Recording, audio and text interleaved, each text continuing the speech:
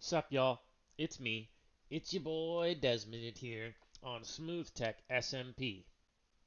So, we've taken a long break from videos, so let's just address that first, and then we'll go on a little world tour so that we can get caught up and see what we've made since episode 3.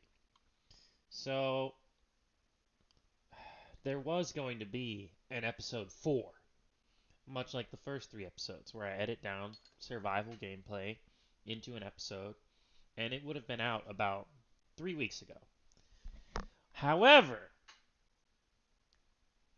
however,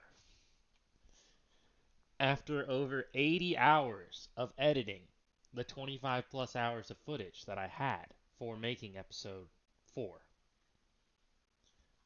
uh, I was getting close to something that started to resemble an episode. It was down to like an hour and a half. I had to make a few more cuts. And then I had a power surge and lost all of my work. I had enabled an autosave for every 45 minutes in my video editing program, but unfortunately,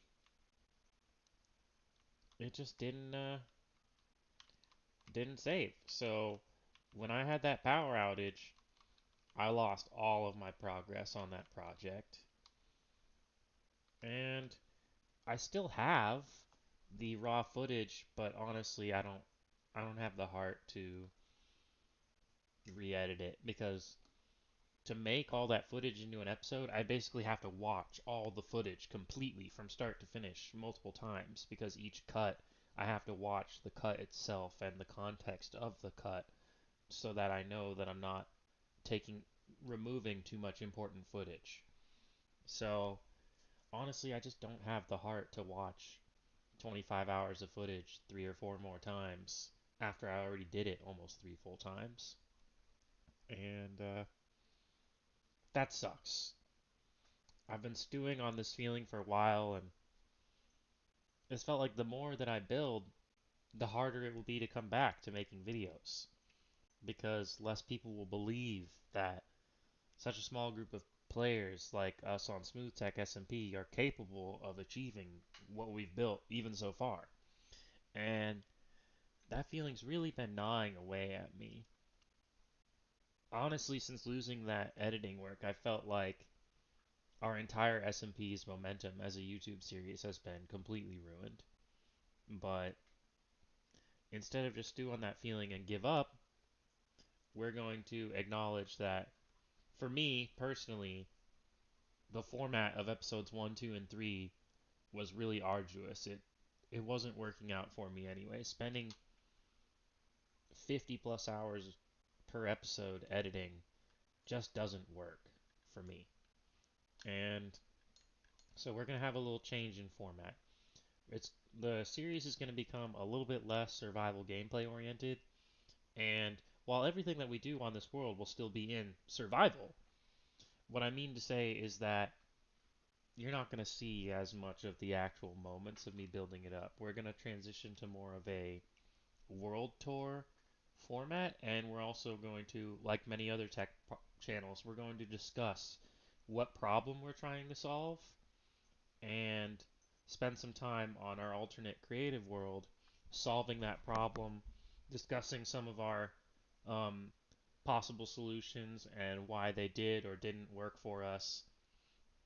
And generally, we're going to go from there. So the format is going to become a little bit more like Borkaland or Psycraft, if you like, rather than like Hermitcraft, like what I was trying to do, where I was trying to have all of these moments of interpersonal goodness. So now that we've got that out of the way and I've talked about the format, let's talk a little bit about what happened with the community. So we're all still playing here. No one's quit out of the initial group of people. But as I mentioned in episode 0, let's go into the Nether to finish this. I don't want to be rained on. As I've mentioned in episode 0,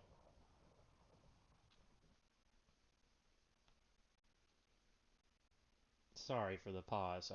I could have kept talking going through the world, but I just paused my brain. Anyways, as I mentioned in episode 0, we're going to have an anarchist form of governance here on the server. That is to say that we don't have anyone who will punish you for breaking the rules. All we have is our integrity. And so, given that how much we want to hack really just depends on our personal vision of how much that ruins the gameplay, starting only a couple days into the life of the server, basically everyone on the server except for me and the 2 players that play without hack clients were using FlyHack to get around everywhere. And I was still using my Elytra. And let's be honest, FlyHack is vastly superior to Elytra, so I was watching them flying around, watching them have a good time, and the feeling that I needed to use my Elytra and rockets was getting less and less powerful. And finally, I caved, and now we use fly hacks openly on the server. But I wasn't willing to start using them until we built a decent sized gunpowder farm and a decent sized sugarcane farm. So we'll pass by those on the tour. So let's start the tour with with the overworld. So that platform that you saw me standing on is around 00. We're in the center of the world. We can look at my Zero's minimap, but I just reinstalled it, so it's got a lot of holes in it. So we're going to head over to this area right here.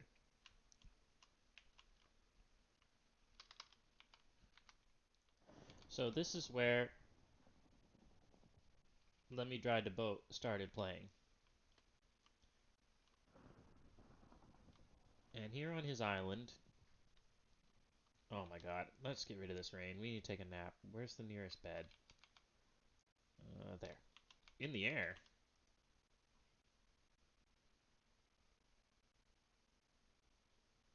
Okay.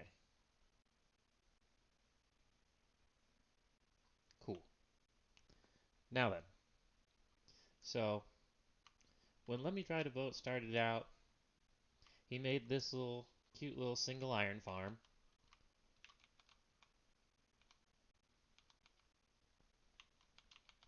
This little 8x furnace that does completely even distribution of the fuel and of the input.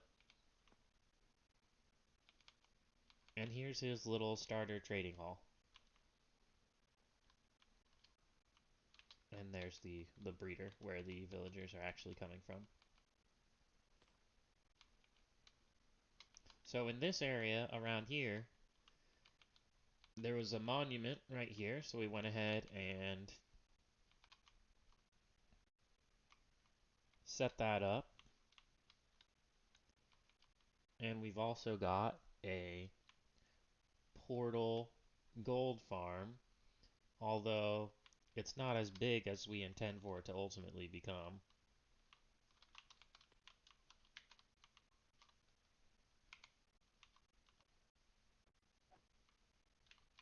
If you take out the wither roses, it becomes an XP farm. If you leave them in there, it's auto kill.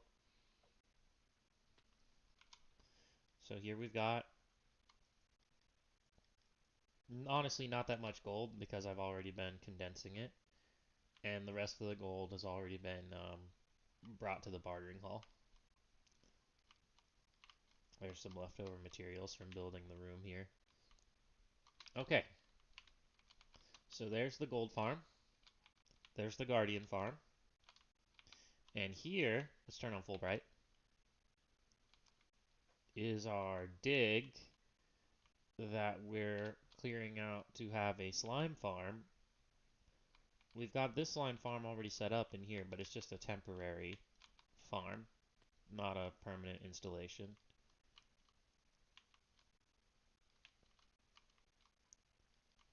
I honestly don't think that it's even filled up one.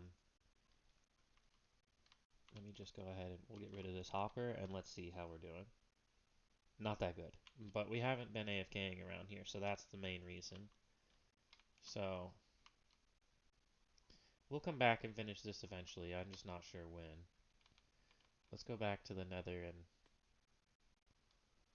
take a look at what else we got. So from Let Me Dry to Boat's place over to my own. Let's head over to my starter place, I guess. So there's the Guardian Farm output. Let's just go ahead and fall down into that room, take a little look. It's down here. This is where the everything gets aligned. Shot across. We've got filters over there. And we have our prismarine shards and crystals over there. And I'm actually just letting all the fish burn, even though I know you can trade for fish before someone says. I know you can trade for fish. You can trade the fish for emeralds, but I'm not interested in that. So, coming out of Let Me Dry to Boats portal, over that way we have our Wither Skull farm, but let's go toward my starter base.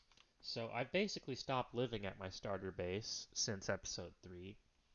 Honestly, my starter base is now basically just the wheat farm, and you'll see why in a moment. So when we were working on the stacking raid farm, I accidentally brought a raid over here and ripped my villagers. All my villagers died. This right here is the most productive slime farm on the server, funnily enough, just because no one spends any time at the other one.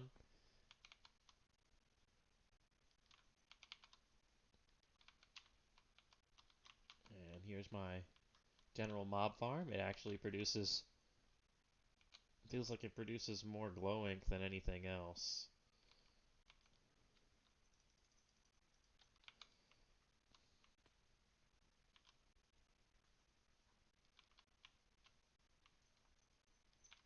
Over here I have one of these guys, a geode, and I don't have a clock on this. I was going to set up a clock, but I wasn't spending enough time here, so it's just press the button, and there you go. And it all just gets collected in the same system that's collecting my general mob farm. So why did I call this base the wheat farm? This is why. Here we have about 2,300 wheat growth spaces, which I planted this so that I could make hay bales for their property of negating fall damage, and also because hay bales are required to construct target blocks, which are a very, very useful redstone block, which redirects the signal of the actual redstone dust. So that's what became of my area. As I've said, I don't really live here anymore. I just come here to get some more wheat when I need it, because it's a lot faster to harvest this field than it is to wait on like a villager wheat setup. This was my iron farm, but the villagers died, so now it's just a bobbing zombie. And off we go.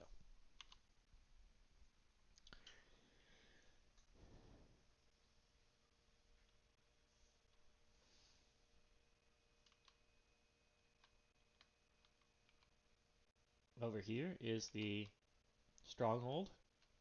One of the strongholds, I should say.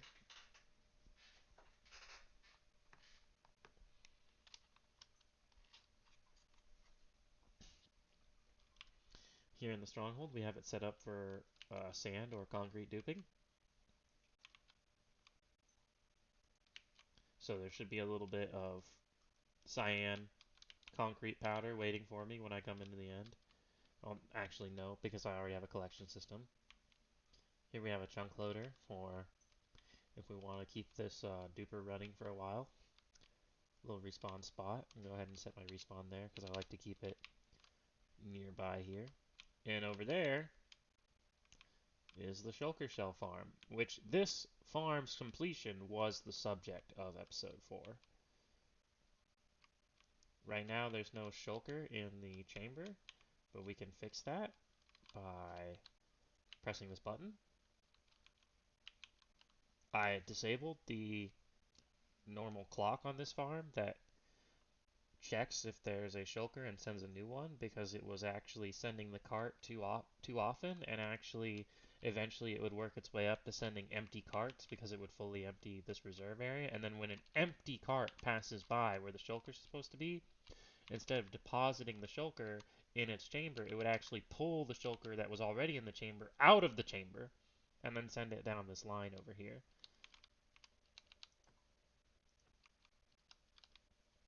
So we went ahead and got rid of the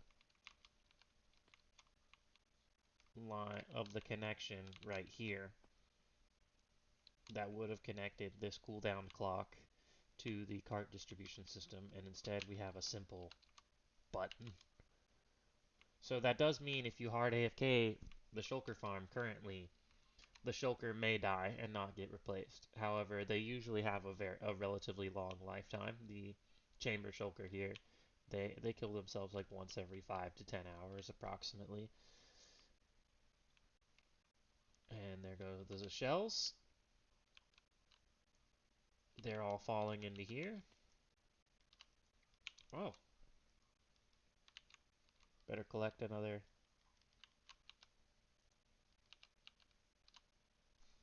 Let's turn on airplace. Okay, anyways.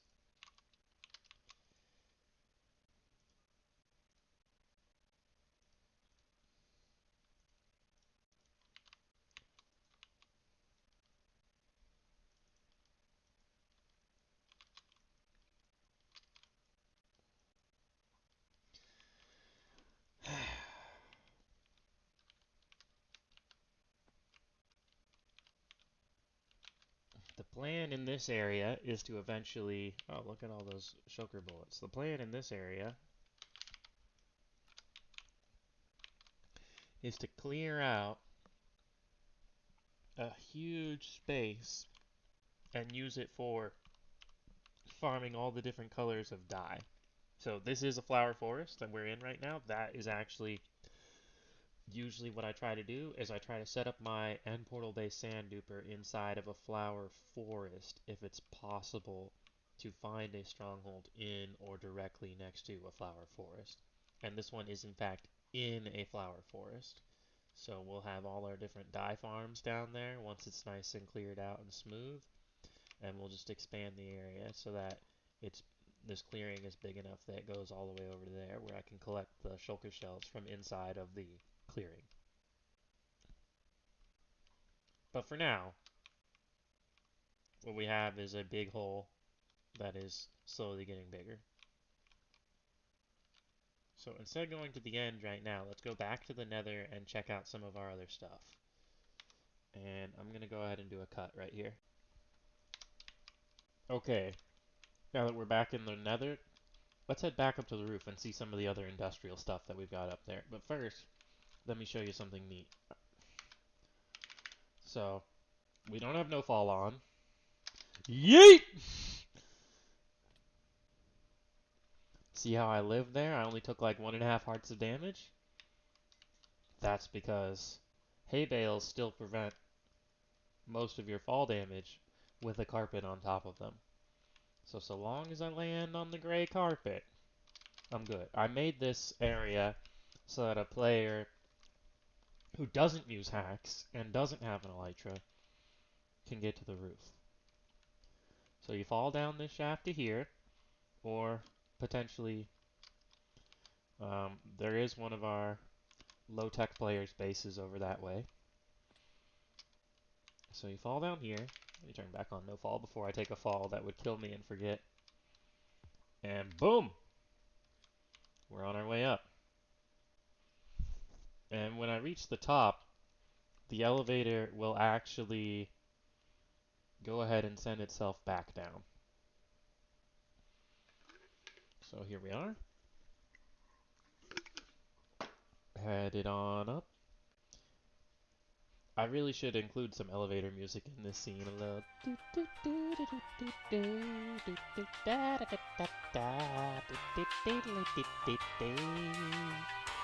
You know, some of that kind of vibe. Or maybe it should be like some smooth jazz, a little bit of a. Maybe? We'll find out in editing. Maybe it'd be funniest if I just leave in my shitty attempts at making music with my mouth. Alright, so we've arrived up top, and about a second or two later, the elevator starts headed back down, because the way down is to fall. So here we have, this is the first tree farm that I built on this server that wasn't just a grid of saplings. So the way this one works is, it's an axe-based tree farm. You harvest with your axe, and when you harvest this last block, it turns off this lamp, that's observed, and that toggles on the farm, and then grows a new tree. Pretty simple. We can do a tutorial on it probably later, so.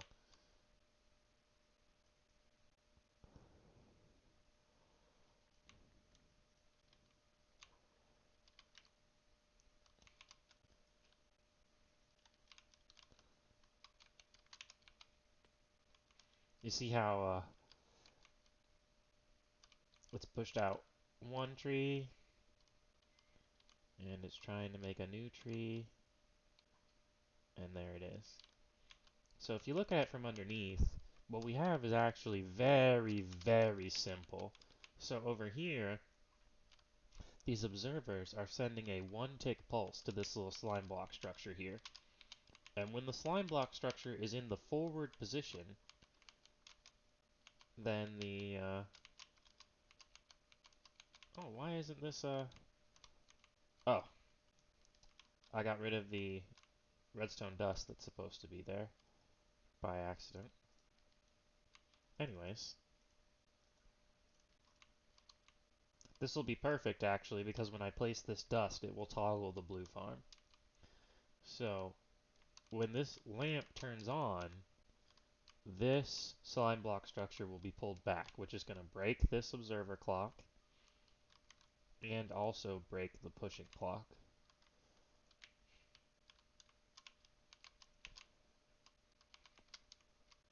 So when this little L is forward, this observer clock is running the bone mealer, and the presence of this slime block in this block space right here allows for this clock to keep running.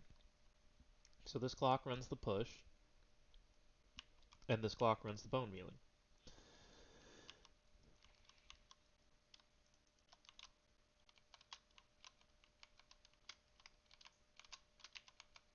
And here we have where I go ahead and deposit bone meal for it to be distributed to the both of the bone mealers.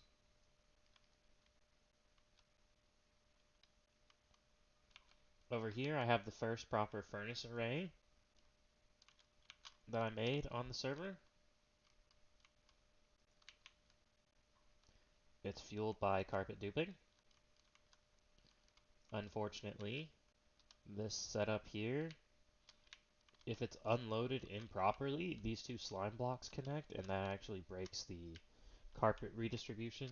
So since then, I've been making my setups with a slightly different spacing, where this back slime block would be an additional block further back, but I didn't want to bother rebuilding this one. So let's just look at this in X-ray and you'll really be able to see what's going on. So here's what we have right here. This is a simple 16 unit furnace designed for shulker loading and unloading. So the way this works is on this side with the slime block, this is the input. And the input can take a raw item, but it could also take a shulker box full of items. So everything gets sent down to here, and this first system is what's known as a shulker detector. So every item it attempts to put into that shulker right there. And the only items that you cannot put into a shulker would be shulkers. So if an item fails to be distributed into the shulker box, then it moves down to the shulker unloader underneath. And then from there, let me turn off X-ray and go down there.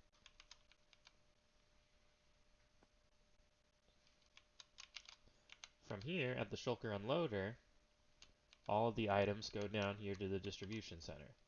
And if an item skips the shulker unloader, because it isn't a shulker, then it would also go down there. And here we have a Cactus Farm that fuels a full shulker of cactus, and then it sends all the leftover extra stuff past a full shulker over to here. So this is also a bit of a Cactus Furnace XP farm. Now, the collection system misses some of these cactus, but it's not really a big deal, considering that the cacti are free. So that's this area over here. Now let's check out what else. So, Lemmy Dry to Boat moved away from his initial island, just like I moved away from my initial slime chunk area. So let's see what he's been up to.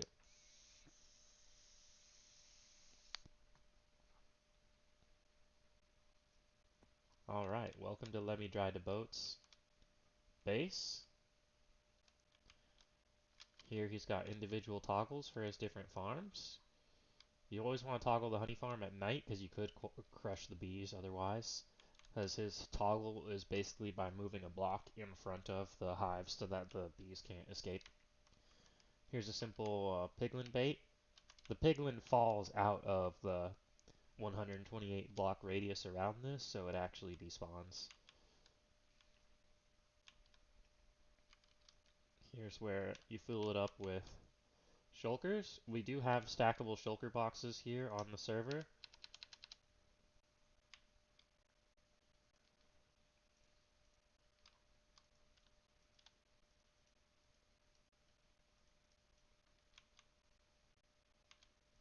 And here's some of his outputs. This was arrows, but the filter was changed to gunpowder. And then, or was it the other way? I think he might have changed it to arrows because I told him I needed some.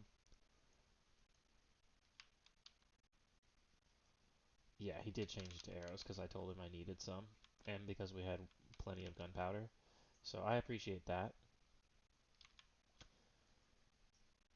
We got string, bones, red, honey, cobble, blue, iron, nothing, well, shroom lights, and sugarcane.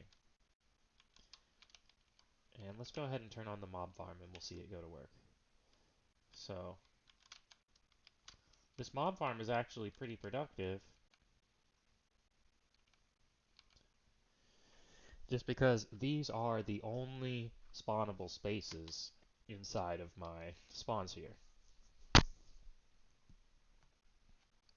It does have a rather long mob lifetime, in my opinion.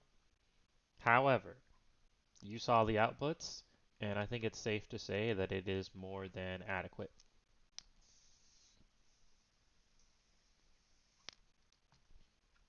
And this right here is the slimestone repeater structure that turns on the farm, of course. So you're going to see a couple of similar structures around. What beautiful TNT dupers, by the way. This guy, very artful.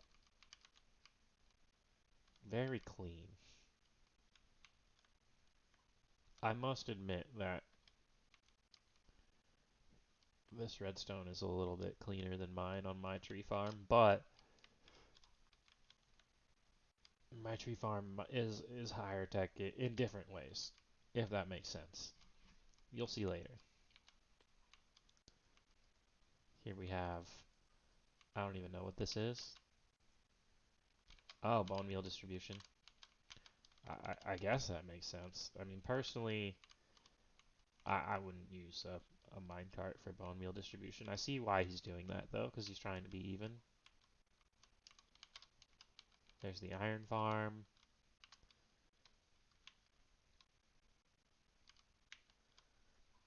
The way the iron farm is working is he actually flaps these trap doors in order to expose all of the villages to the raider at the same time. And that way, they're able to spawn their golems inside the same game tick. So they don't actually notice each other being too close, because these villages are actually within 16 blocks of each other. However, yes, as you can see, that was a perfect demonstration. All four golems spawn. So all that matters is these villagers need to have their golem cooldown end. And then if they have their golem cooldown up and they don't see a golem within 16 yards of them, or meters, not yards. A block is a meter. A yard is like a customary way of looking at things. A yard is 3 feet. A meter is a metric measurement that's pretty similar to a yard. Let's see if we can sit here and watch it happen one more time. That was extremely satisfying.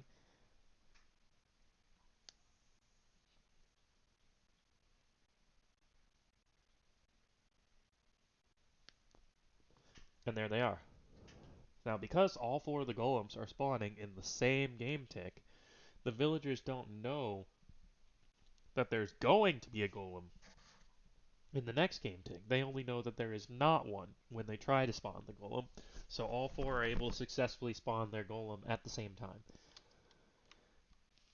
This is actually a extremely high efficiency iron farm for 4 villages. And I gotta say, I love it. This is a very novel concept, and it's not the way that our main iron farm works. Here, so, here's the cobble generator. I think this thing does like up to 120k cobble an hour, so it vastly outperforms his capacity for collection. He's probably got the TNT on a relatively long timer, yeah. I believe it only needs like 4 game ticks between explosions, but he's got all of this delay. There's the Sugarcane Farm. It's not really anything too special. It's just like that top layer the whole way down. So let's go back to the Nether and see what else. We're not too far from the initial. This is his initial island. This is his new base. That's the player head of Let Me Dry the Boat's alt account, WMAF. WMAF.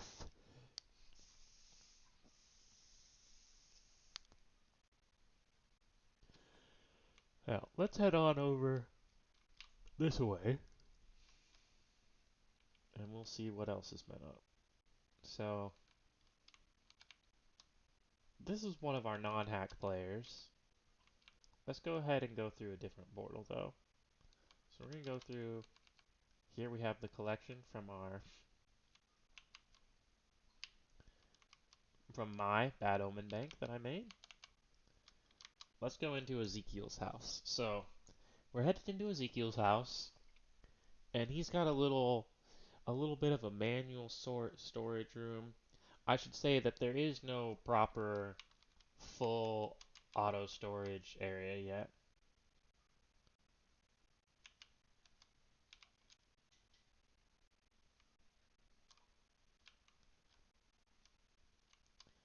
Some of you may be wondering how we got the green head, and we do have carpet bots. This is not Grian in person. This is a bot.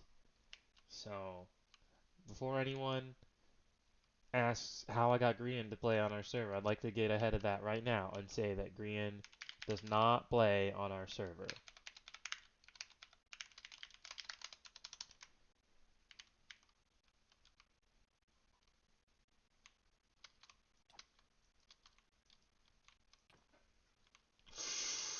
I broke his chest. That's not good.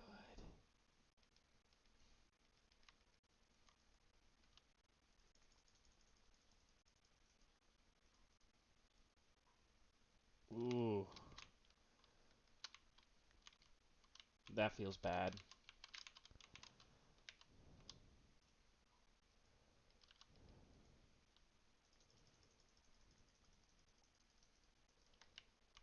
Okay, I got all the loose items. Now then. This sucks. Okay,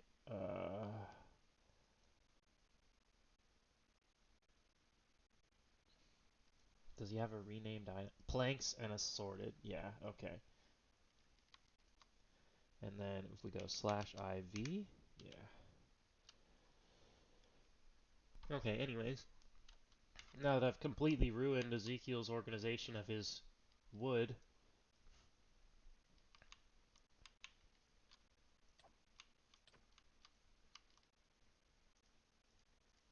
I'll just go ahead and deposit both of those in the collectibles box that he has here.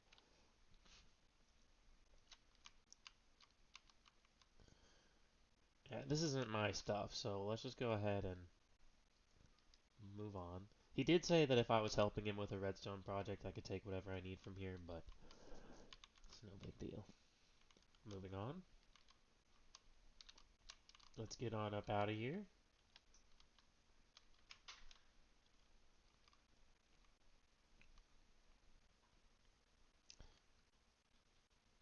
Why is it always raining?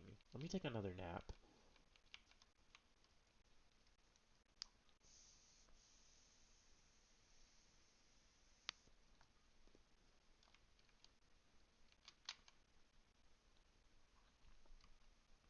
Okay then. Over there is our Sugarcane Farm. And this was required before I was really comfortable flying because even if I was going to fly, I wanted to know that I had basically unlimited access to rockets because otherwise it would have felt a lot more cheaty than it does. And it does feel kind of cheaty, but I'm not going to disadvantage myself versus the other players. I'm just not down for it, and it's probably the single most useful building tool that we have, flight. So this is 500 canes? Or is it 1,000? I think it was 500 and it got expanded to 1,000. Maybe it's still only 500. I don't know. I didn't actually build this farm. I just put the shoulder loader on the end. I didn't even build the output either. I literally purely built this little one slice shulker loader right here with the iron blocks.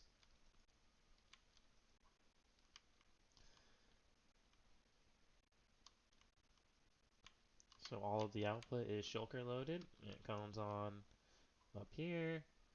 What the heck? I just saw one with... Yeah, fuck that. I think the signs coming through fucked with the... Because this thing breaks the shulker if the hopper loading the shulker reaches a signal strength of 2. However, since these only stack to 16, less of them would be required to reach signal strength 2 than of a 64 stackable item. So there's the Sugarcane Farm. And now let's zoom on up to the Bad Omen Bank. So this is the Bad Omen Bank. This is an original build by me, Desmonded, and it was a solo build. I didn't actually make it with any help, but I did make it to assist the other players. And I noticed that people were interested in making a stacking raid farm and in using pillagers for other reasons, so I wanted to make a nice system for that. And the way this works is, not all, but a decent chunk of the pillagers that spawn around this outpost are baited in by these iron golems, which they're not looking like they're in good health. I need to maybe maybe help them out just a little bit.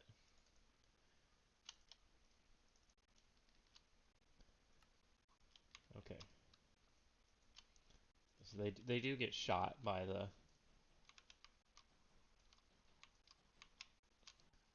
pillagers.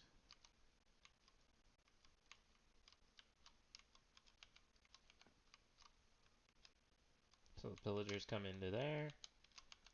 They fly off into the center. Not fly. I fly. They just walk into the center. They get caught in this moat. And then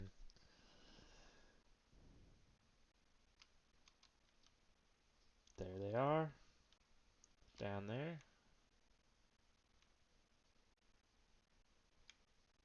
Gonna shove each other into the water column.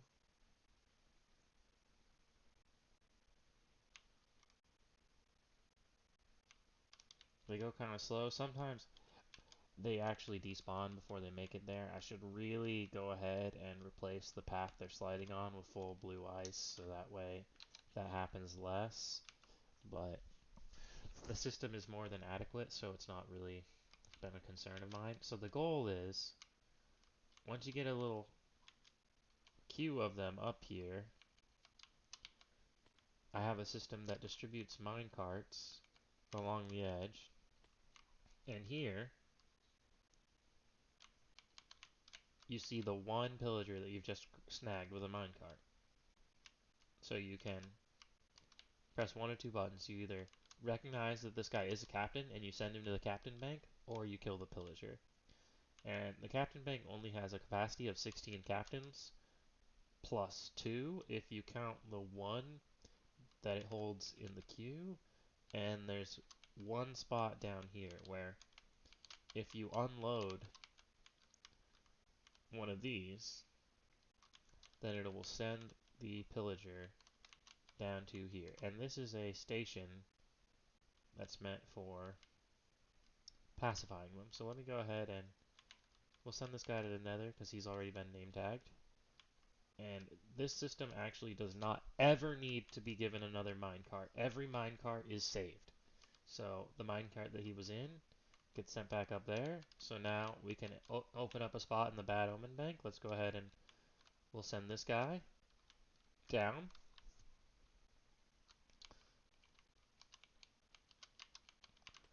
Now he's in there. So he'll try to shoot me, and eventually, if you want to look at his name tag, eventually his weapon will break, although it'll take a pretty long time.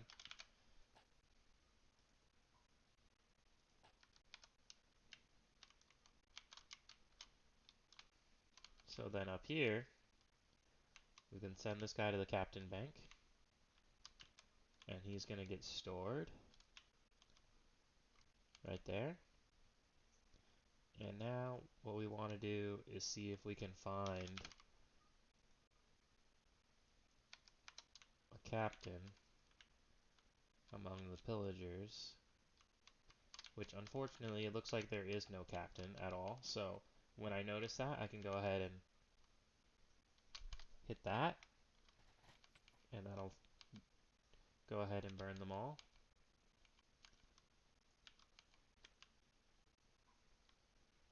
So then I can wait for a new batch of them.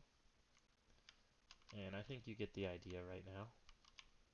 Now technically, we don't need to use captains only for farms, but I think it's kind of a flex to use captains only. Oh, here's a flex. See this water? There's no water blocks or blocks holding it in on 3 sides. Not a sign. Not a fucking block 36. There is no block here. I used water suppression.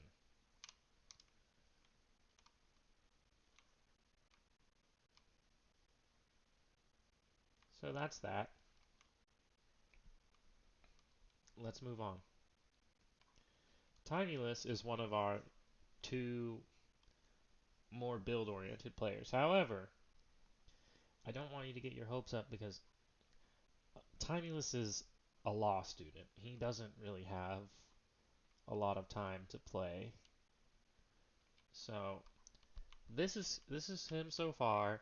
He's probably spent like probably under 10 hours so far. And this is what he's got, which I'm actually extremely impressed.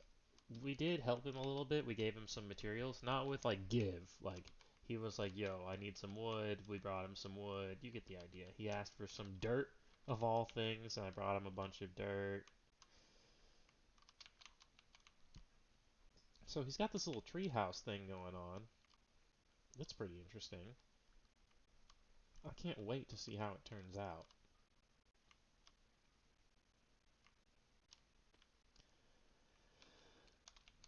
And he's got like this circle marked out. I have no idea what the plan is, but I know that I'm looking forward to seeing it unfold.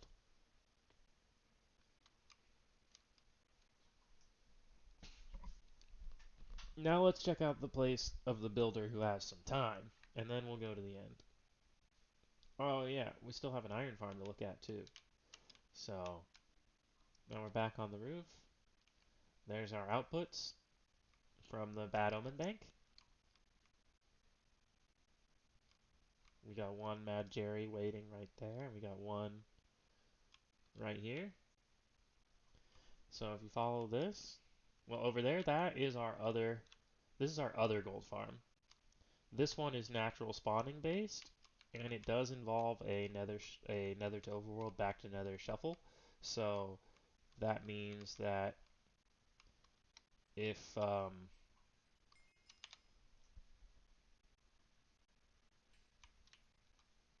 if there's a player in the overworld, then the piglins will in fact despawn. Here we're free camming down there so you can see the action. You can kind of see the action already through the bedrock. So here's what's happening. The piglins spawn, they all get attracted to a turtle egg, and they clip into the portal, which means that they go to the overworld.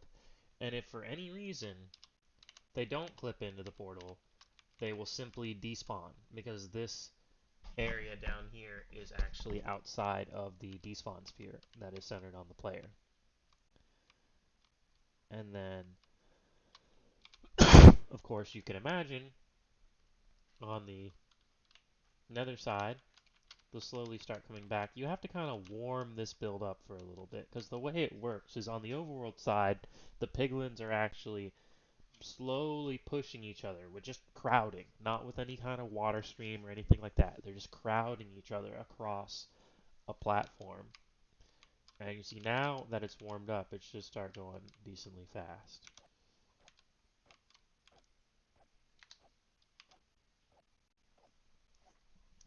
This is an ENX04 design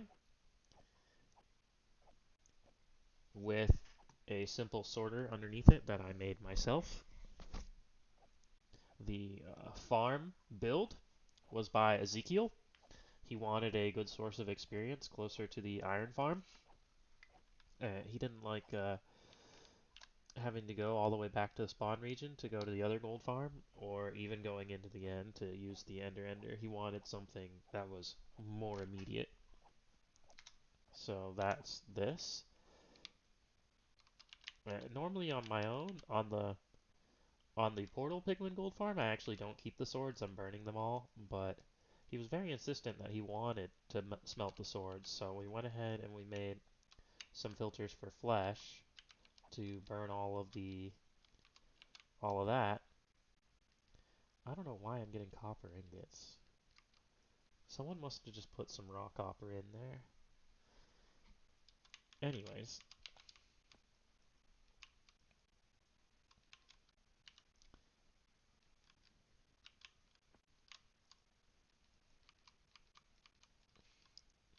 might as well take a look at the barter hall real quick. No, let's go to the iron farm and then we'll go.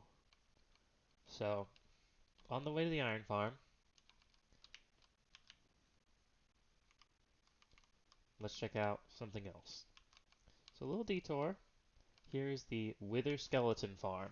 This dig is also like 90% by Ezekiel. Uh, Dustin and I did maybe together like 10 to 20% of the digging. This is I believe this is an ENX04 farm as well. We're big fans of ENX04 over here, but especially Ezekiel. And I gotta say that his series, Minecraft Elegance, is 10 out of 10. I absolutely do recommend Minecraft Elegance to anyone. I think it's just as informative as Logical Geek Boy's Dissecting Minecraft series. You should definitely watch both of those series if you haven't already. And when you're, I would recommend watching Logical Geek Boy's Dissecting Minecraft first, and then watch ENX04's Minecraft Elegance series. And come armed with the knowledge that you get from Logical Geek Boy and really try to understand why a farm works the way that it does. Because that's the kind of, that understanding is what allows you to make your own farms, really. So here we have a simple, fell into the lava there. Got a simple wither skeleton farm. You kill the wither skeletons. You get decent XP. Honestly, it's not very good XP compared to Enderman Farm.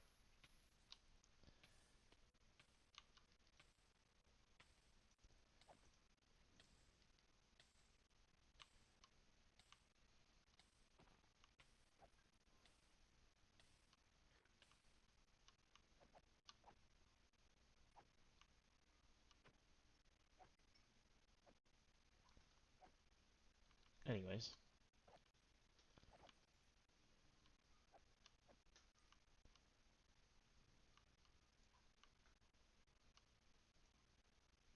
let's see. We've got plenty of coal, as well as bones and skulls. Bones, skulls. Actually, not even one full shulker of them. Well, I think there was a full shulker of them, but it got moved. So whatever. We're working up to another full shulker. It's fine. So down that hallway is the Guardian Farm room that we already saw. And here's something that you might find amusing. Over there is the output to the Iron Farm. And these 4 chickens, when they lay eggs, you got 1 egg down there, but it's stuck. When they lay eggs, they'll actually chunk load the Iron Farm. See, it already happened. I haven't gone to the Overworld side, but the Iron Farm's running. And the reason is because these chickens chunk loaded the Iron Farm by laying eggs. So on the other side of this, we have a 20x Iron Farm. I could come in from the output side right there, but I think it'll be more majestic if we visit it from the surface level. So let's go ahead and go into this.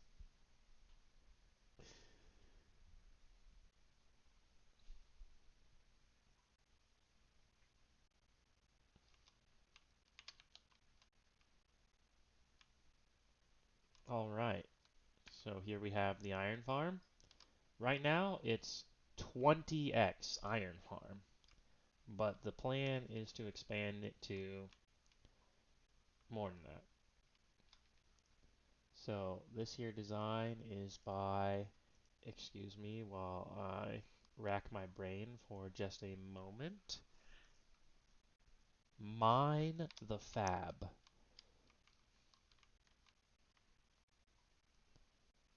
Let me go ahead and say that in the chat. So Mine the Fab. Spelled like that, if you're wondering who this design is by. And the way this design works is you simply have your scare mobs floating, not floating, well, water floating, not like flying floating like I am. They're floating in a water column and they're bobbing up and down in there, and these slabs are breaking their line of sight and bringing it back. So they're constantly in line of sight, out of line of sight, in line of sight, out of line of sight. It's not coordinated like Let Me Drive a Boat's Iron Farm, but the villagers are a little bit further away from each other than they are in his farm. And the golem lifetime is much, much shorter. So the golems spawn, and would you believe the average golem lifetime in this farm? When I say lifetime, I mean the amount of time that they spend in the overworld, not necessarily how long until they die on the nether side. So the golems spend an average of a 2 tick lifetime in the overworld. That's only 1/10 of a second. There's 20 ticks in a second, assuming the server's running at full speed. So the golems are quickly shuffled away, meaning that so long as the villagers do not attempt to spawn their golems within the same 10th of a second as their neighboring village, they should always be able to spawn a golem if they're trying to. And here is the villager breeder that runs the whole place. Not that runs the whole place, well, where all these villagers were sourced from, basically. Here's the 2 parent villagers. Geraldo and his mate are actually from the end. They're illegal aliens.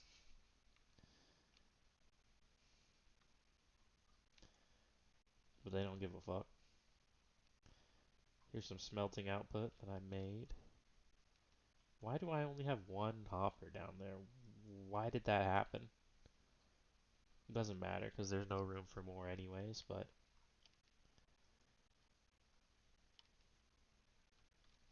okay, anyways. Let's go down to the output.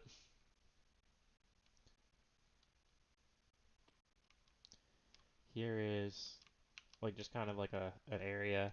So instead of the iron dropping all the way down here, we just go ahead and send it back to the overworld at this level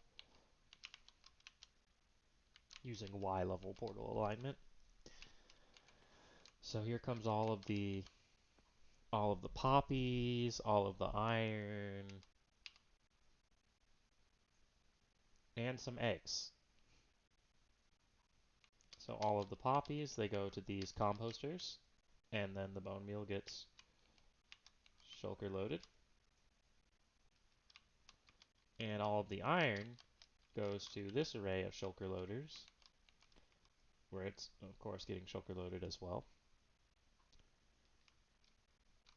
And finally, the eggs. Eventually, we're going to replace the chickens with some other mob that doesn't throw items through the portal, because actually, unfortunately, it is possible for the chickens to permanently load the iron farm, because once there's an entity coming through, at least inside of every 15-second period, the farm will actually load itself permanently. So we're going to want to go ahead and get rid of those chickens eventually, so that way if you're passing by the output side of the farm in the nether, you don't permanently load it until the next restart, because we've already got a little bit of iron. And over this way, this dig is actually just for a iron block auto crafting system that I'm going to build. Not auto crafting, manual crafting. So, like the player is going to have iron ingots shooting up at them, and they're going to have to craft them into blocks, and then the blocks will get stored in boxes. Alright, we got 2 last places to go. We gotta go to earliest place, and we have to go to the end. So let's go back to the nether first. And you may have noticed that there is an end portal right there. So the idea is that eventually we're going to be moving the output of this farm in the form of whole shulker boxes to the end.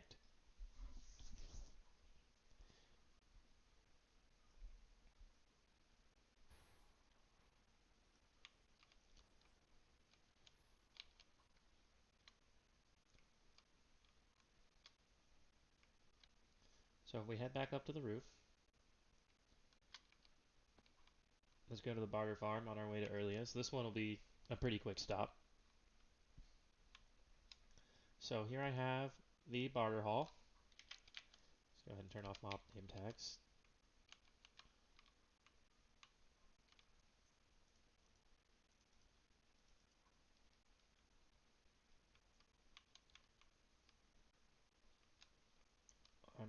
I might want to get rid of the filter for gravel and put in a filter for something else. I don't know.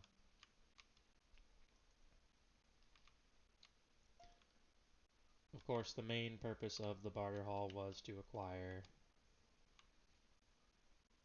quartz.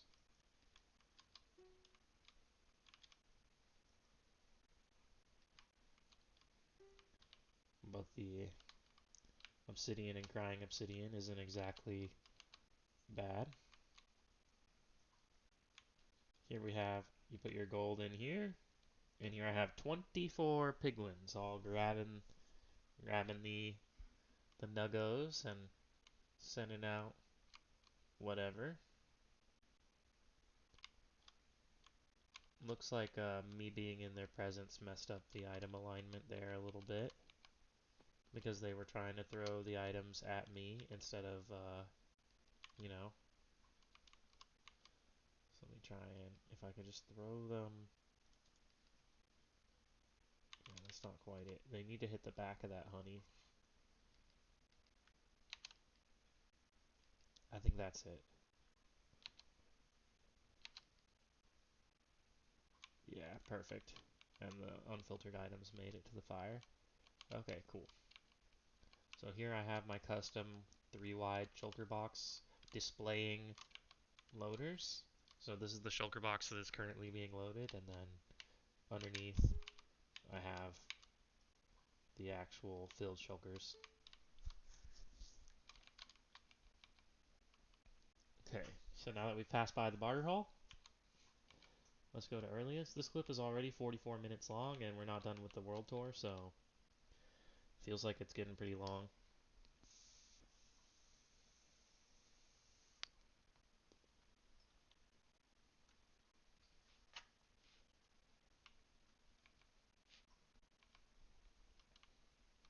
So here we have arrived at Earliest base. And I told you this was going to be a build, so you might be a little bit confused right now. But I promise you there's a build around here. This is going to be Earliest Industrial District. It's not really got anything in it yet. I actually just helped her bomb it out last week. But up here is her build. So let me. Ooh, frame rate, frame rate. 2 FPS, 3 FPS. We're gonna have to restart client. We can't play on 2 FPS.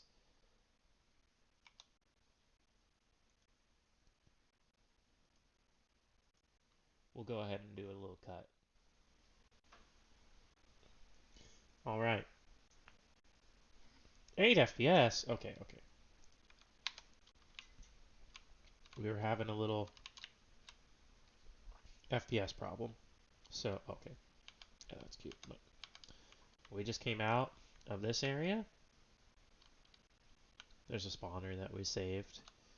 And let's go ahead and look on up.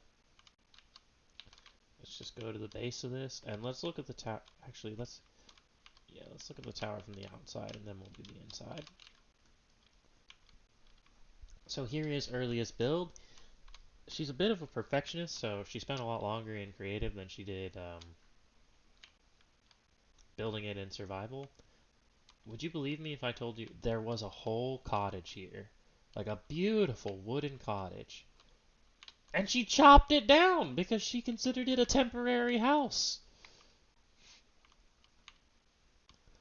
Builders are crazy, man. I'll never understand them. Or I'm trying to understand them. I have a bit of a builder in my soul. So this is the start. There's big plans for this. I couldn't tell you exactly what all the plans are. This isn't my build. So let's just go up and appreciate. Look at this winding staircase with the slabs and the actual stair items and the mix between the polished andesite and the mossy stone brick and stone brick. This is just so nice. And then up top it becomes like calcite. So I just left that for her. Please excuse if you see this block from the outside. It does look ugly, but that's not Earlia. I put that there to gift her an elytra and also to like be an eyesore because I figured if she visited her base from the outside and she saw that, then she would immediately come up to investigate.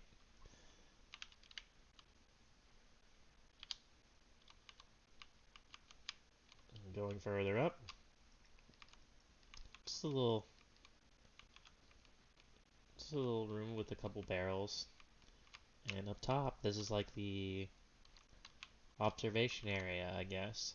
And I must say that this actual landscape view that she has, where she's got like this giant like X-shaped river kind of estuary thing, like right off the ocean.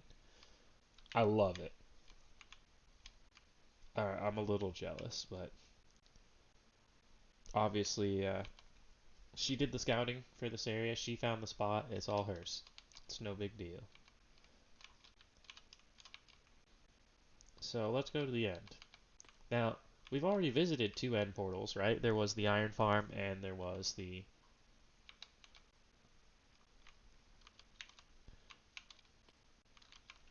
Sand Duper portal near my original base.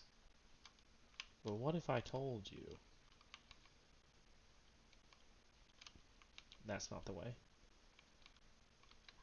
What if I told you that Earlia perfectly planned her base so that the center block position of it was perfectly aligned with an end portal thousands of blocks away?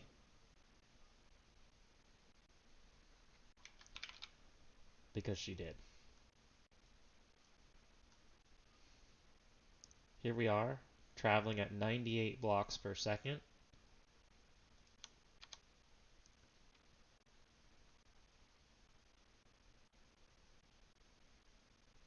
Yeah.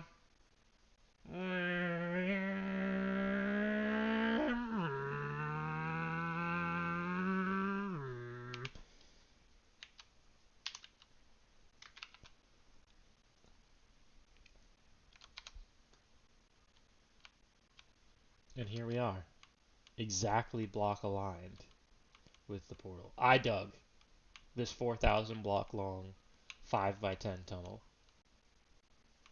with botting. She said she wanted a tunnel the whole way there and that it would take her weeks to make it, so I just smashed it out with bots in like 5 hours. Finally, time to go to the end. So, we've actually got quite a lot going on in the end.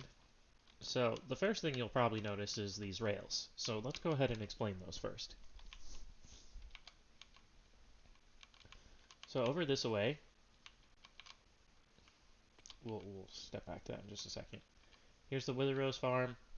It is extremely simple. All we've got is just an Enderman bait down into this lower area, and they get shot with Wither Skulls. And then we collect the roses. Okay, moving on. Here we have a portal, and we broke all the top bedrock. Over here is the librarian center. And most of these librarians are not actually rolled still, but we're trying to collect like most of the core enchants over here. And we got a little A little bit of stuff for helping us out with that over here. There's my alt's head. This is the villager breeder. The breeder itself was built by Ezekiel for the most part, but I did build this little toggle that you can see right here. That was me.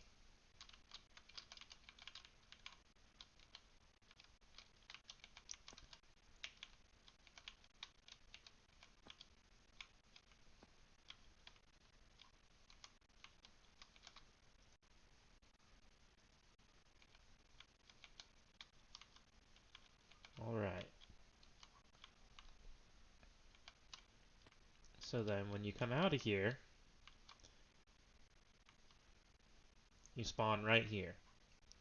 And this is a good spot for us to put down a cart and let it bounce back and forth and pick up the villagers. And then, of course, if we want to send them to the overworld,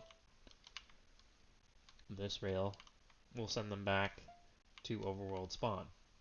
And eventually, we can add a couple more of these same setups that pull a single rail block out of the multiple block rail. And that'll be how we'll go ahead and, excuse me, and that'll be how we'll be diverting villagers to other destinations inside the end if we did need to do that. So finally,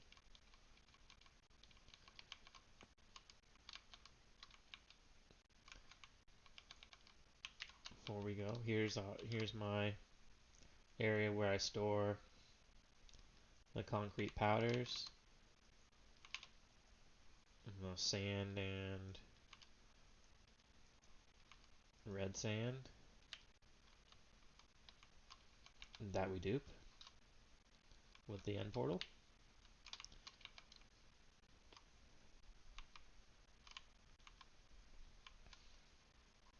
You know, we haven't been to the gas farm and the Hogland Farm.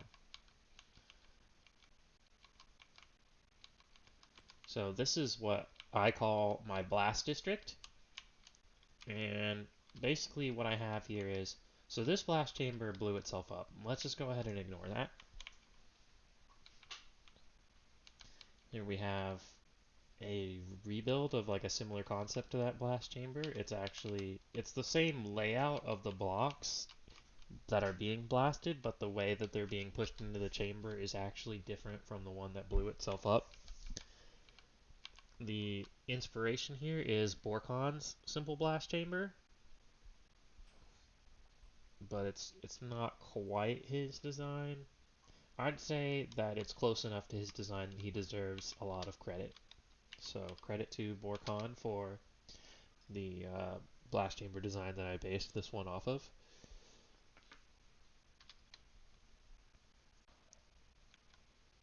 There you can see it running with the stone generator. So here we have all of the concrete, stone, etc. Everything that comes out of the blast chamber goes up here and goes into the sorting input. And I have sorting for all 16 colors of concrete, and then I'm making sorting for all 8 types of logs.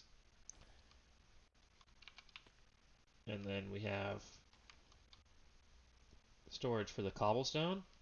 And once this chest here fills, it stops sorting the cobblestone and the overflow goes to the furnace. And then the furnace unloads in here.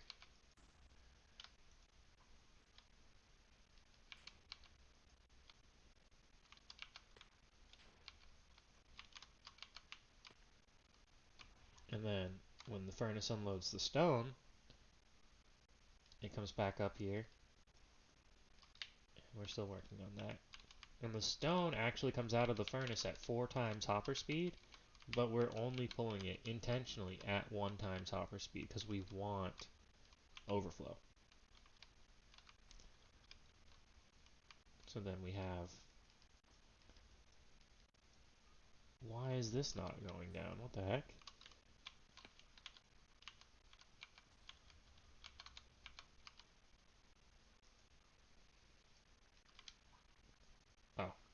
I see why. The hopper that it's supposed to drain into is gone. Well, let's fix that.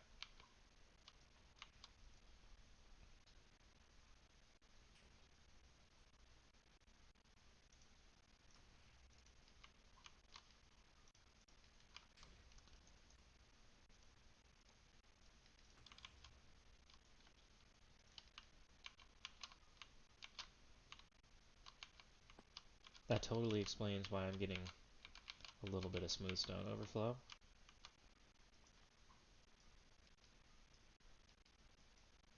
Okay.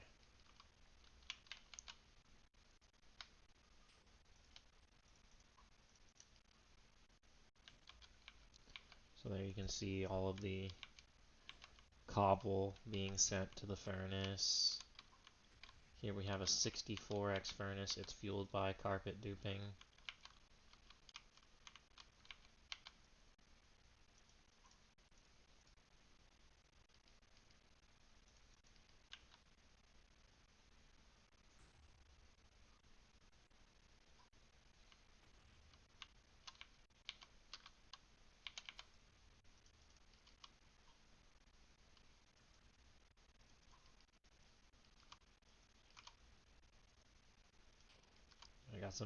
I got some bad items mixed into here earlier, I guess. No worries. So we got the 64x furnace, the concrete converter and stone generator feeding into the same blast chamber. Over here is my Nether tree farm that actually collects the full height of the trees, and it just does an explosion at each level basically of the tree, starting from the bottom up, so that way when you blow up the tree from the bottom up, basically the blocks don't have like somewhere to sit on. And here's the farm itself. This is not a tutorial video, so I'm sorry if you don't really quite understand what's going on there. This is my moss-based tree farm. It does automatically grow the trees, but I haven't added all of the dupers yet. I was testing out what array position I wanted to go with.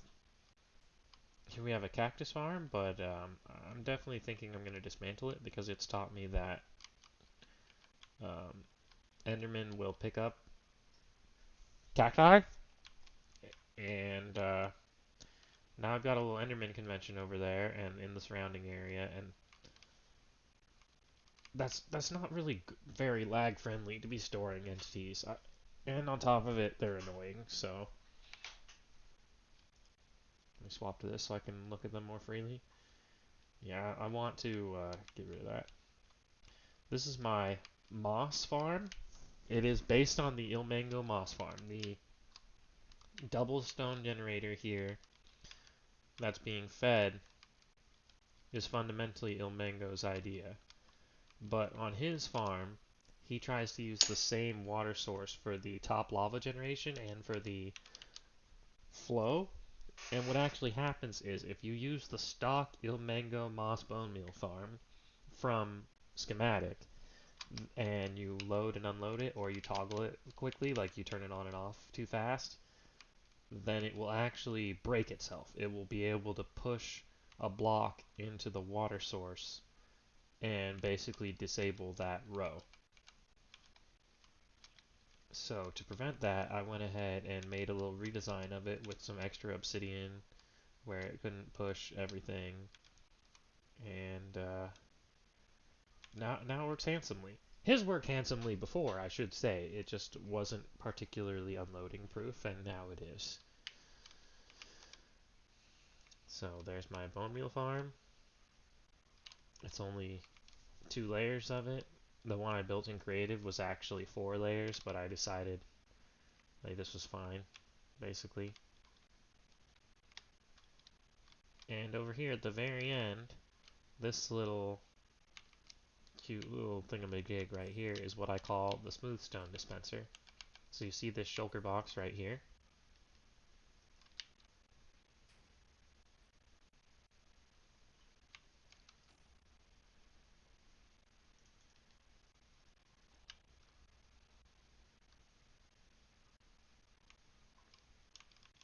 very important to have a smooth stone dispensary in your world.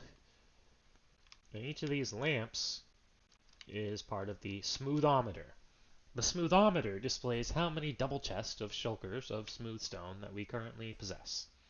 So right now there are 3 lights. That means that we have 2 full double chests of shulkers of smooth stone, and we have some shulkers at least inside of our 3rd double chest. So let's go down there and we'll go ahead and deposit, yeah, the extra shulkers that we pulled out of there.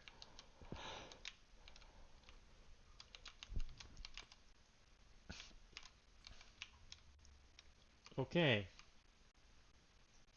let's go to the back to the Nether. We'll go to the Hogland Farm and the gas farm, and then that should conclude the tour.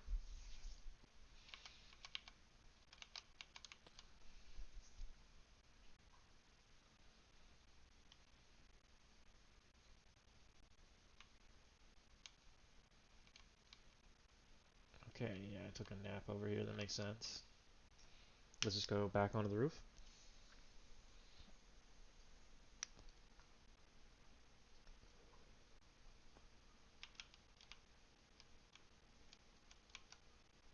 And gas farm's that way.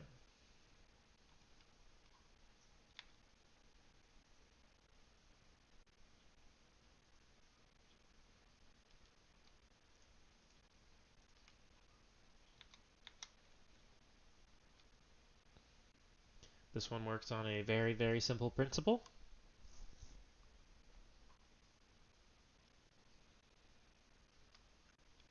The gas spawn inside of that area. They intersect a portal basically immediately. They go to the overworld. And if we turn on name tag, then you can see the items coming through a little bit better. Yeah, so there you see. And my alignment is fucked up there, unfortunately. We've spent basically no time AFKing this thing since we built it. Well, we did like one night AFK and then pulled a bunch of gunpowder and gas tiers out of it, and then we didn't really need it anymore, to be honest, so whatever. And the Hogwin Farm is over near the Barter Hall, so we're going to go over there real quick, and that's going to end it. The Hogland Farm works in basically the same way as the gas farm, where we have a 3-dimensional grid of portals, and the Hoglins spawn, and then they intersect with the portal, and they go the fuck to the overworld.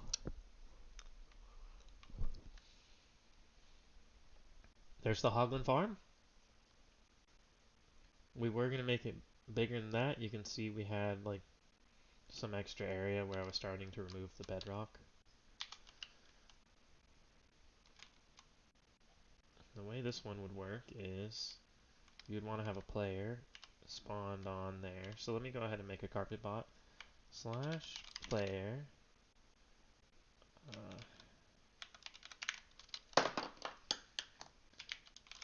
That way we can go to the overworld and see.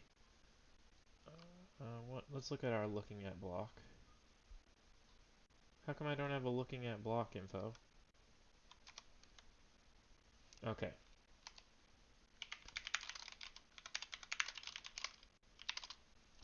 57. We'll add a Y to that.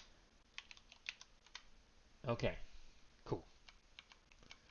So now that he's over there, he should keep the spawning going while I go into the overworld.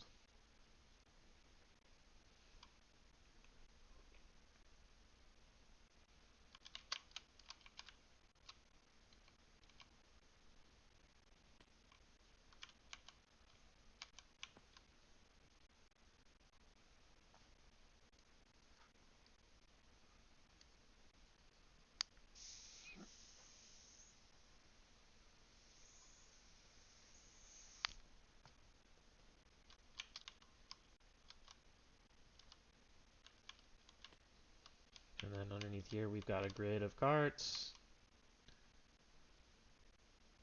Everything's being unloaded this way. I pick up the pork chops, I pick up the leather. Everything else can fuck itself. Ooh. How am I doing on... Oh, yeah. Okay. Shulkers, shulkers, shulkers, shulkers. Okay, I've got plenty of shulkers.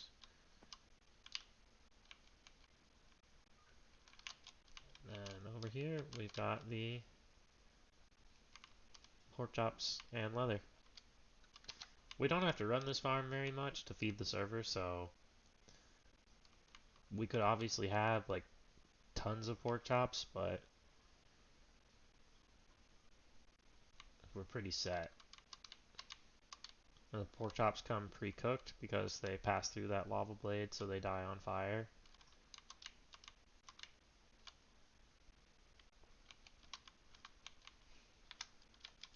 Well, I think that pretty much concludes our catch-up session. It's been about 2 hours of walking around the server showing off what we got, so for those of you who watched through the whole thing, I gotta say, I appreciate you, and I've got some new content planned out for hopefully a lot sooner than how long it took me to come out with this episode. And I think you'll enjoy it if you're interested in new ways of farming high demand blocks. Because we got a couple farms that I'd like to share that I haven't built yet that we can actually go through the whole creative process together and we can really understand what I was thinking when I came with my design and see the final design. So until next time, thanks so much for coming along with me on this tour, and we will see you next time. Bye.